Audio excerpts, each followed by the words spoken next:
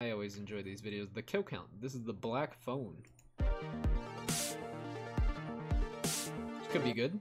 Welcome to the Kill Count, where we tally up the victims in all our favorite horror movies. The Up in I'm Smoke James tea. H. and today we're looking at The Black Phone, which premiered at Fantastic Fest in 2021. The Black Phone takes place in the 70s and follows a teenager abducted by a local serial killer. The kid is locked up in a room with an old phone, which he uses to communicate with his captor's previous victims. It's a serial killer crime flick with some supernatural touches that highlights the resiliency of youths. The movie is based on the short story of the same name written by Joe Hill. His stories have been adapted for the screen before, perhaps most notably with In the Tall Grass. Hill is the son of legendary novelist Stephen King, and it shows. This adaptation is so full of classic King tropes, you'd be forgiven if you thought it took place in Maine. The Black Phone was written by Scott Derrickson, with a screenplay co-written by Derrickson and C. Robert Cargill. These are the guys who brought This looks us like the a pretty modern good classic movie. Sinister, as well as the first Doctor But I never Strange got around to movie. watching it. Derrickson was originally supposed to direct In the Multiverse of Madness too, but he left the project due to creative differences. Most likely, he wanted to make it more of a horror film. The good news is that when he left that movie, he and Cargill turned around and made this one. The Black Phone is one of many amazing horror movies that had a wide release in 2022. While it didn't quite electrify me as much as some of the others, I think it's really well made with phenomenal performances, specifically from the two lead kids and Ethan Hawke in a rare villainous turn as the grabber. It also manages to have an optimism Ethan to it, Hawke is despite always the a dark treat. subject matter. Ethan Hawke called it Got a some good scary movies out movie there. with a heart of gold. For anyone who finds comfort in Stephen King stories with their small towns and magical realism, The Black Phone will surely deliver, with a couple of good scares along the way. How many kills will the grabber... what? Wait, it sounds, in that case, it sounds like how it looked to me. Cause to me, before I even watched this movie, it looked like a Stranger Things episode in a way. And if you're comparing it to it kind of felt like a Stranger Things episode to me too. Sticks with that vibe, huh? It's interesting. Oh, sweetie, I'm so glad I caught you. Mom, how'd you get this number? Oh, don't you worry about that at all. I was just putting together my Christmas list, and I was Is that Zoran? Ah, ain't no way. They got Zoran in the makeup, or not the makeup, but the lipstick and the turtleneck sweater. Everybody looks good in one of those. But you can always go to buyraycon.com/deadmeat to Crazy. get the best deals available. How many kills can we look up in this movie's Black Phone book? Let's find out and get to them. Let's do that. The movie begins with, oh, Of son of a course. Steven, a baseball game. Classic King. It's 1978 in North Denver, and 13-year-old pitcher Finney Blake gets bested by rival Bruce Yamada, who's a little cocky, but still a good sportsman. Man, your arm is mint. You almost had me. Bruce slow rides around town, looking cooler than I ever have or will be, but his good times come to an end when he sees True, a he's black got that van hair. bringing a fade to black to this baseball boy. An 8mm the whole thing missing going on, man. persons montage gives Even us on a the taste bike. for this movie's 70s setting. I love a good opening credits sequence that isn't just names over landscape shots, especially when it evokes the filmmaker's previous horror work. Keep an eye out for any lawnmowers, am I right? Finney lives with his younger sister Gwen in a place so suburban there are connected backyard paths leading to the school. But this Denver suburb ain't entirely Colorado. There's been a string of child abductions, Colorado. Classic King, by an unknown culprit nicknamed the Grabber. This is the late 70s after all, the age of infamous serial killers like John Wayne Gacy, Ted Bundy, and David Berkowitz. Finney has to face bullying at school, Classic King, Those some but interesting thankfully people. he has a karate kid in his corner. Robin Ariano is one tough mammer jammer, as seen earlier when he was fighting a Bro, big that bully looked named Mo- straight out of it. That almost looked exactly like the It scene to me. That was crazy. Robin Ariano is one tough mammer jammer, as seen earlier when he was fighting a big bully named Moose. Moose swung a slur and a fist at Robin, only to get his ass whooped. Holy Christian, got Batman, him with a is kick. Robin going for the impaler? Nah, he stopped short of a kill switch, but he definitely makes Moose unprettier. Though we learn that Finney helps Robin with his math homework, this doesn't feel like a transactional relationship. These two boys seem like actual friends, Oh, wait, or at the very least, Wait, he's got the Up in Smoke tee. Is that where James got the idea for his show? Either way, that's a cool tee. I just noticed that. Up in Smoke. What a movie. affectionate What a tea. mentor and mentee. You're gonna have to stand up for yourself one of these days. Finney's home life is also a big bag of suck. His dad Terrence has such a short fuse, Suck. mere breadbox banging and cereal slurping can set him straight the fuck off. You think you can slurp that a little louder? Finn's pap is abusive and alcoholic as hell, but the kids adapt and find a way to live with him. Watching William Castle movies probably helps. Oh shit, the Tingler! Finney must be a podcast listener. The Blake home is the best showcase of this movie's attention to period detail. Production designer Patty Podesta helped recreate director Scott Derrickson's memories of growing up in late 1970s North Denver. In fact, it was his decision to set the movie here. Joe Hill's original story takes place in Illinois, and it's not just the set deck and wardrobe that makes this feel so much like the 70s. Cinematographer Brett Jukowitz matched the movie's visual style to the era with his lighting and color palette. He used a lot of browns and sepias and shot with lenses that gave the film a softer period look. Finney wakes up the next morning to some real-life horror, Gwen being abused by their dad. She had been questioned at school earlier by two detectives looking into the missing kids. They heard that Gwen told a friend about a dream she had, where the grabber had black balloons. A detail that's true, but hasn't been released to the public. Turns out Gwen's got a bit of the shine, or otherwise nondescript magical power. Classic King. Terrence is irate that Gwen's been talking about prophetic dreams, and in a painful scene, beats her until she repeats that she doesn't have powers. My dreams are just dreams! Say it again! My dreams are just dreams! Amazing work by young actor Madeline McGraw, who Derrickson says came up with that final, somewhat defiant line delivery on her own. My favorite acting moment in the whole movie, and maybe in anything I've ever done. And she turns and she looks at him and she gets mad. And she's like, my dreams are just dreams. Seemed like and she I didn't meant tell her it. to do that. That's a 9-year-old girl knowing her character. Great acting from a kid who's not old enough to watch his previous work. I've been begging my mom to let me watch Sinister, but she said, definitely no. She's even shaking Well, her that's a head good right movie. now. I love that come Gwen on, is Mom. a strong little Come kid on, Mom, who's that's a not good movie. overly precocious, even when she's cussing out cops like she were Beavis. And that's crazy to think about. Their mom won't let them watch that. When it comes for me, how I even got into all of these horror movies and shit, it's mostly my mom's doing. She loves watching these. They were just on as a kid, and I slowly but surely got into it. Her head right now. I love that Gwen is a strong little kid who's not overly precocious, even when she's cussing out cops like she were Beavis. Yeah, I took him down because obviously I'm the grabber, you dumb fucking fart knockers.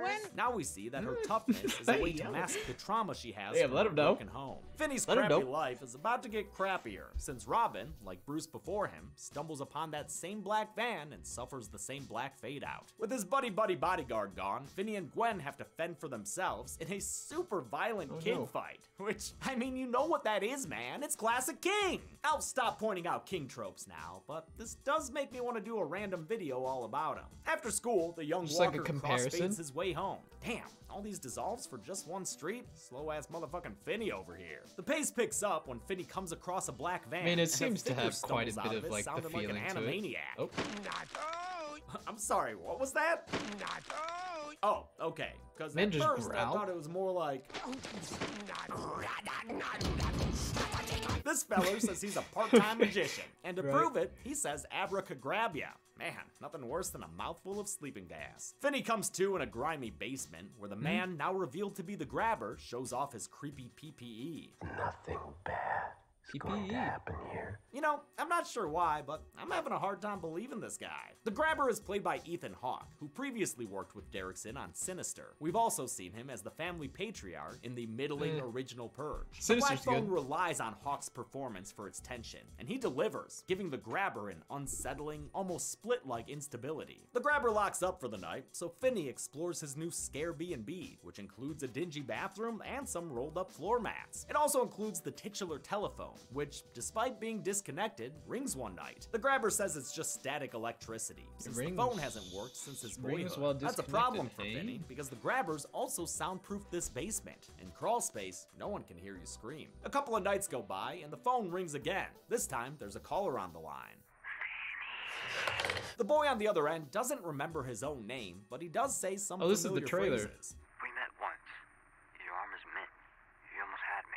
Finney I think. realizes he's Looks talking familiar. to the ghost of Bruce Yamada. First-time caller, Wait. long-time dead kid. Oh. His early life and abduction that's are Bruce. played in another Kodachrome montage. Bruce tells him that the phone rings for everyone, but Finney's the only one who's been able to hear their voices. I was surprised to learn these calls weren't done in post-production. The phone was hooked up so the kid actors could actually talk during the scenes. We hooked it up so that when we pick up this phone on the outside, so they're of the actually set, talking to each other.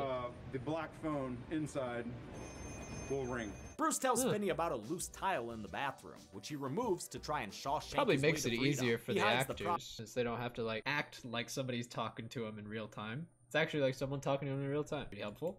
Progress with one of the mats and turns in for another kidnap, like a napping kid. The next day, before sunrise, the grabber brings him breakfast. On his way out, he seemingly forgets to lock the door, but when Finney moves to escape, he receives another phone call. It's a different voice this time, who Finney identifies as deceased paperboy Billy Showalter. Another montage shows his life in kidnapping, done by a Pennywise grabber. Billy tells Finney the unlocked door is a trap, and that the grabber is waiting to beat him when he tries to leave. Damn, look like that grabber been grabbing them dumbbells, know what I mean? Billy also mentions that he tore a cable loose and hid it away. Finney finds it, and using a rolled up mat as a guide, snakes it around the bars of the basement's only window. Like, wow, out the I gotta window. call this kid the next time I lose the drawstring inside my hoodie. Finney tries to climb to freedom, but is unable to unlatch the window before the grate breaks off. The survival scenes are one of the best parts of The Black Phone. I love watching a smart, capable character try their best to escape an awful situation. Gwen is having visions of a live-action NES Paperboy adaptation, but the telepathic teenager would rather just know where her brother is. Unable to find Finney on her own, she asks for help from her super shitty dad. Terrence reveals their mother also had visions, meaning Gwen's power is inherited. This might explain why Finney is the only one who is able to hear the ghost voices. But Finney and Gwen's mom eventually became overwhelmed by the visions and took her own life. I don't want that future for you, sweetheart. Ah, the old "this is for your own good" argument. That's never fucked up a kid before. Terrence is played by prolific character actor Jeremy Davies, who was in Ravenous, which we've covered on the podcast, and of course, Lost. Yeah, Saving Private Ryan and all that. Dude will forever be Daniel Faraday to me. The police are conducting their own search. That's not the guy I thought it was. I thought this was somebody else the whole time. Terrence is played by prolific character actor Jeremy. Who did I think it was? I don't know. This guy looked like a different actor. Huh, wait. Ryan. Weird. And all that. Dude will forever be Daniel Faraday to me. The police are conducting their own search for Finney. While going door to door, they meet Max, an eccentric out-of-towner who's crashing on his brother's couch. Max is played by James Ransone, last seen on The Kill Count as adult Eddie in It Chapter 2. He's also a Derrickson regular, having appeared in both Sinister movies as Deputy So-and-so. Max is working on an amateur investigation. I knew he had a funny name. He's narrowed down where the grabber lives. The cops don't take him seriously, though, probably since Ziggy been dipping into White Mike's supply. Maybe if Max spent less time powdering his nose, he'd realize the boy he's looking for is in the basement right below him, since the brother he's staying with has been moon knighting as the grabber. Finney has brought another meal by the grabber, who's perplexed by the break in his murder routine. Everything's different. Wait, moon knighting. Right. It's enough to put the sad mouth on his mask. Wait, he said moon knighting. Wait, so it's like a split personality disorder type deal or something. The grabber's instantly iconic mask was designed by Gore Daddy Tom Savini, with input from Derrickson and sketch artist Levi Simpson. One of the greatest. Inspired by movies like Mr. Sardonicus and The Man Who Laughs. The modular mask, with its 3 different mouths, was created by special effects supervisor Jason Baker. In his Pittsburgh studio, he had to make nearly 40 copies, thanks to the mouth variations, stunt requirements, and COVID restrictions. Because of COVID, we couldn't let Ethan and the photo double share the same mask, as he'd be breathing on it, whole cross-contamination thing. So then we had to make a whole separate set for the photo double. The mask is a resin fiberglass hybrid with comfortable foam inside. The one I have here on set wasn't screen used in the movie, but it was used for promotional materials and sent by a friend at Universal. Thanks, John Luca. Yeah. The grabber says he'll let Finney go if he tells him his name, but after catching him in a lie, he leaves with the door unlocked to tempt him again. Finney doesn't take the bait and is awoken that night by some extreme yoga.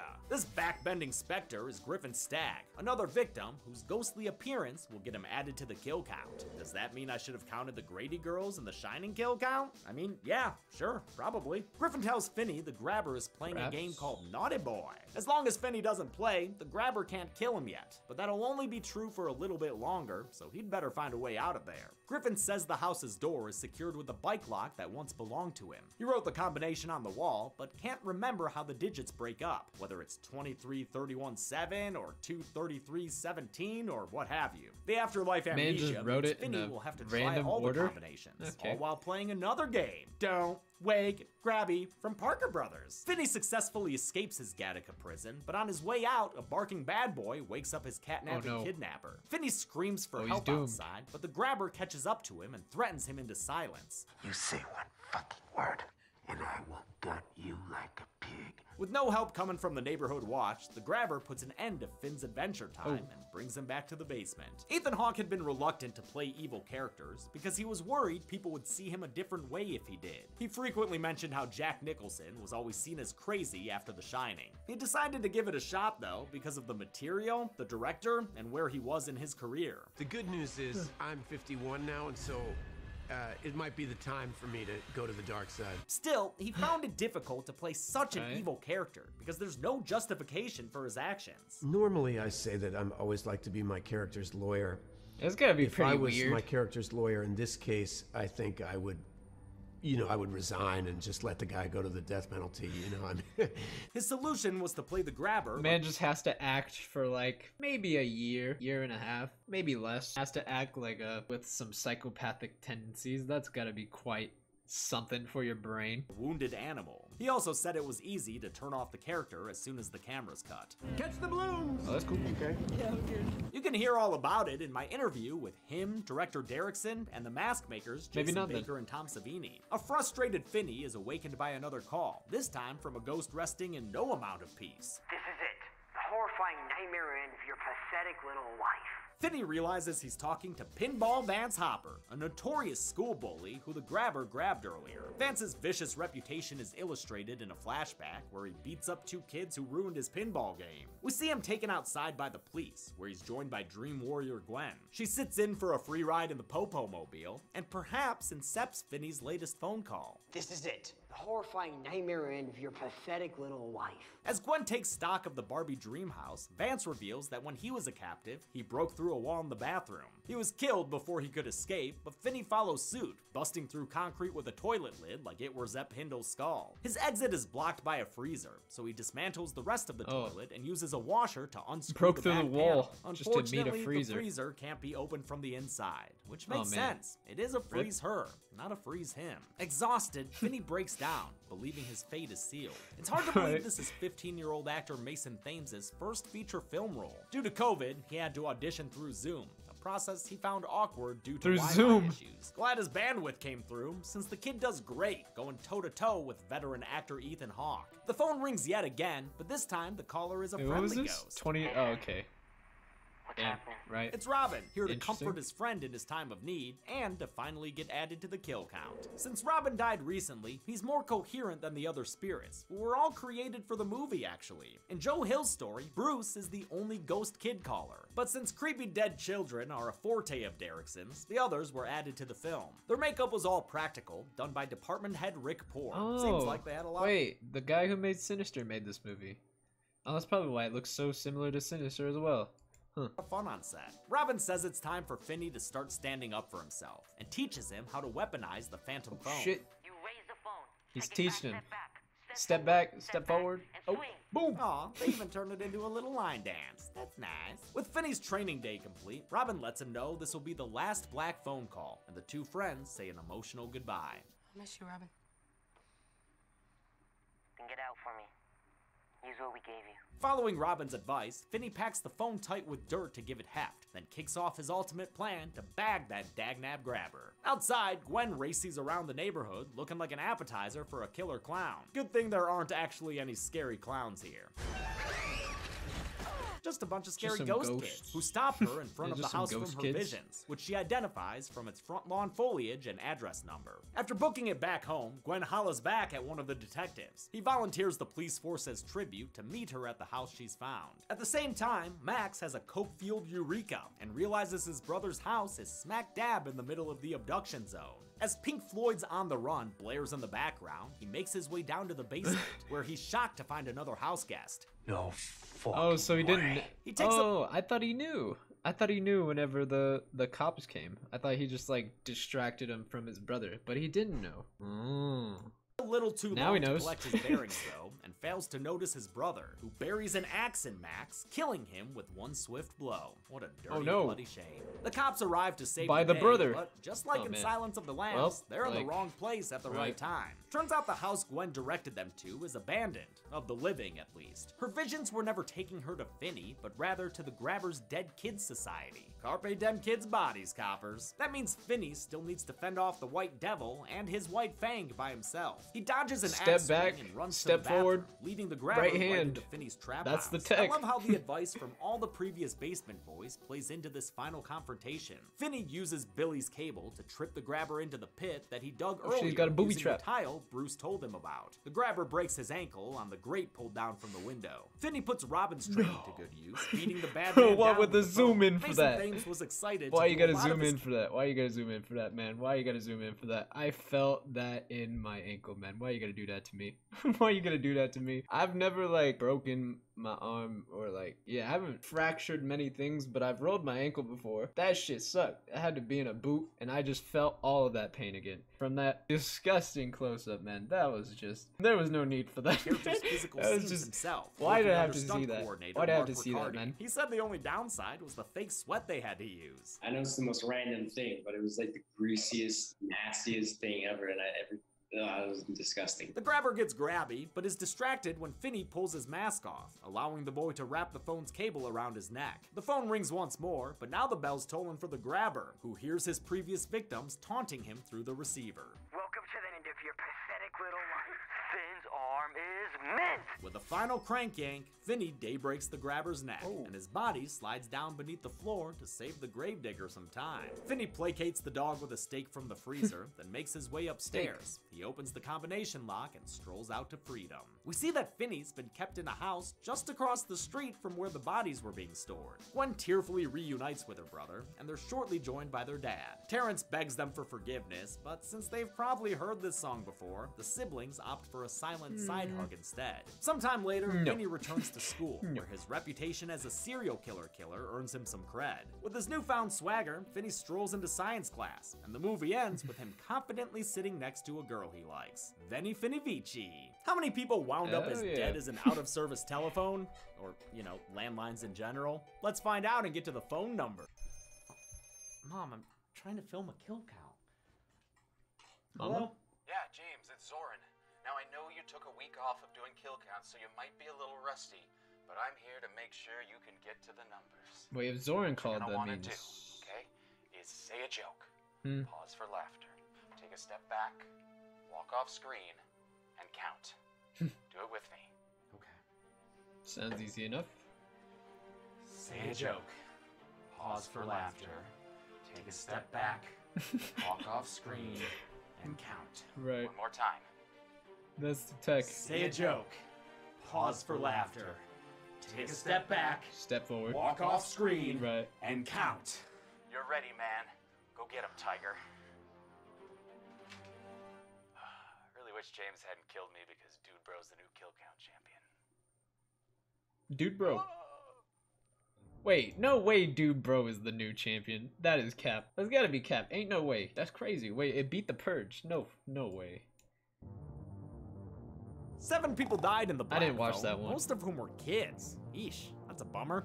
The victims were all male, giving us a big blue pie chart for a small black phone.